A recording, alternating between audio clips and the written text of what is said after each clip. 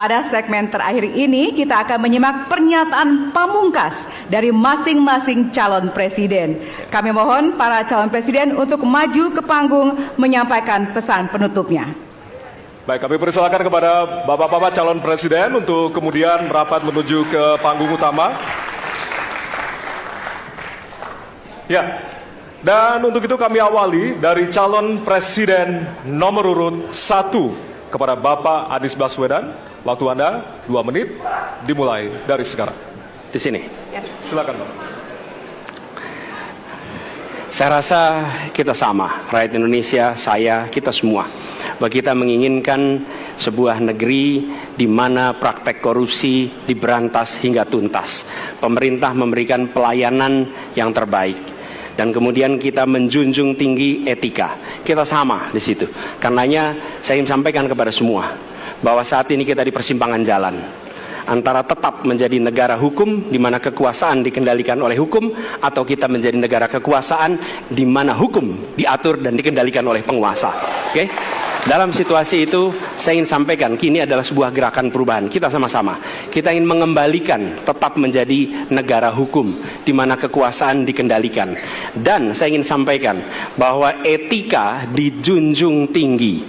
Ketika terjadi pelanggaran etika, jangan bersembunyi di balik keputusan hukum. Justru kita harus mengatakan bahwa tugas dari pimpinan tertinggi memberi contoh. Bila ada pelanggaran etika, maka itu adalah mendasar. Bila tidak, maka ke bawah, ke seluruh rakyat, semua akan kompromi. Dan praktek orang dalam yang tadi saya sampaikan akan merusak sendi-sendi kehidupan bernegara kita. Rusak kita. Karena itulah penting sekali kita menjunjung tinggi etika. Dan itu dilakukan oleh siapa? Dari mulai calon presiden sudah diuji. Apa dia kompromi atau tidak pada etika. Okay? Lalu bagi anak-anak muda, anak-anak muda, kita semua menyadari pemilu ini tentang masa depan. Anda pemilik masa depan. Saya yakin Anda akan memilih yang serius untuk jadi presiden, bukan yang main-main untuk jadi presiden. Dan ketika kita berbicara tentang masa depan, maka saya ingin sampaikan kepada semua, kebebasan berpendapat akan dijamin. Kita tidak mengizinkan lagi situasi di mana orang takut. Maka itu saya sampaikan, Wakanda no more, Indonesia forever. Baik, waktu Anda habis, Bapak. Baik, selanjutnya kami persilakan calon presiden nomor urut 2, Bapak Prabowo Subianto untuk menyampaikan pernyataan penutup. Waktu Anda 2 menit, dimulai dari sekarang. Terima kasih, saudara-saudara sekalian.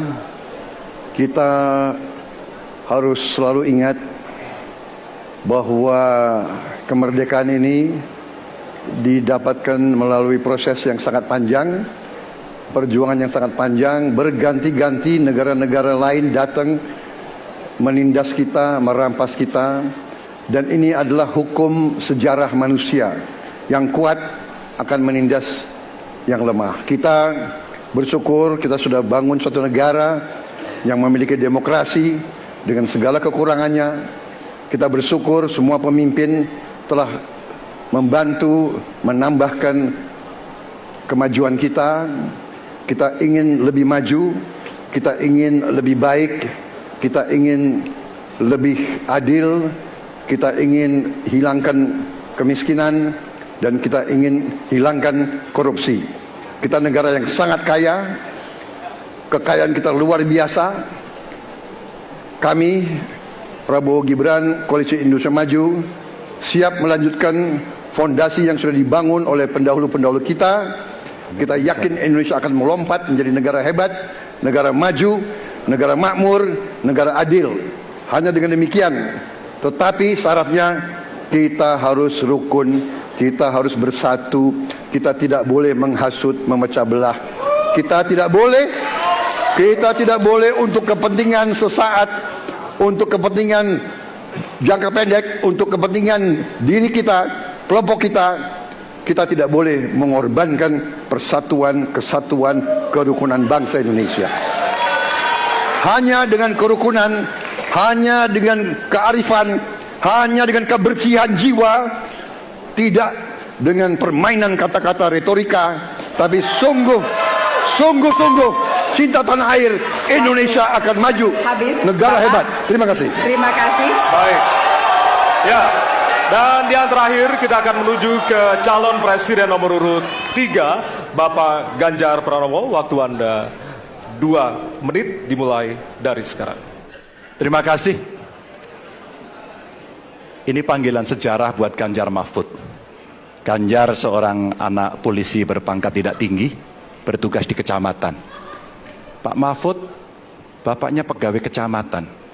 Kalau kita berada pada momentum yang sama, kami dan Pak Mahfud ini adalah orang kecil yang kalau bapaknya rapat kira-kira anggota Forkompimcam. Kami hanya di level kecamatan. Kami telah terbiasa mencoba mendengarkan keluh kesah rakyat. Panggilan sejarah inilah yang kemudian coba kita klasifikasi dari seluruh persoalan yang muncul. Bagaimana kita memberikan afirmasi kepada kelompok rentan. Ada kelompok perempuan, penyandang disabilitas, anak-anak, termasuk manula. Mereka butuh perhatian yang lebih. Maka inilah cara kita membangun melibatkan mereka tanpa meninggalkan mereka. No one left behind. Yang kedua, bagaimana pemerintah betul-betul bisa melayani dengan memberikan teladan dari pemimpin tertinggi yang anti korupsi, yang menunjukkan integritas, yang menunjukkan layanan pemerintahan yang mudah, murah, cepat, sat-sep. Kalau itu bisa kita lakukan, maka betapa bahagianya rakyat ini.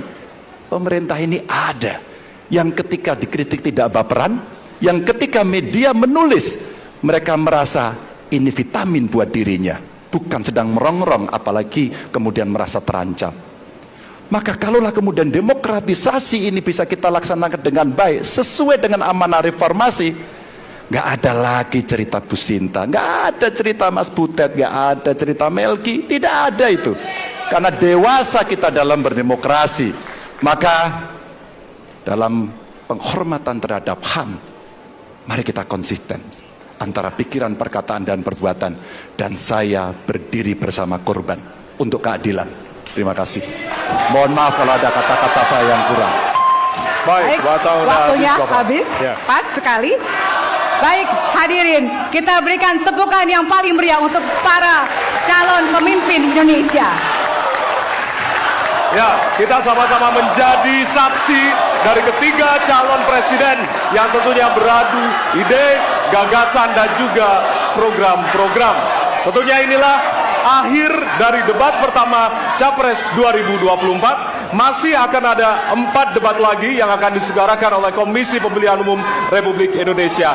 Dan semoga debat pertama ini mampu menjadi referensi Anda untuk memantapkan pilihan Anda pada 14 Februari 2024. Iya, tentunya kami mengimbau jangan sia-siakan hak pilih Anda pada 14 Februari 2024. Ya. Suara Anda sangat berharga untuk menentukan masa depan Indonesia. Akhirnya, saya Valerina Daniel. Ya, dan saya Ardianto Wijaya. Selamat malam dan Sampai jumpa. Terima kasih banyak. Terima kasih, Pak Prabowo. Pak Terima kasih banyak Pak Ganjar. Terima kasih, Pak Prabowo. Terima kasih Pak Anies. Terima Kita kasih, selfie dulu, Pak Bapak. Ganjar. Baik, Ya. mohon izin.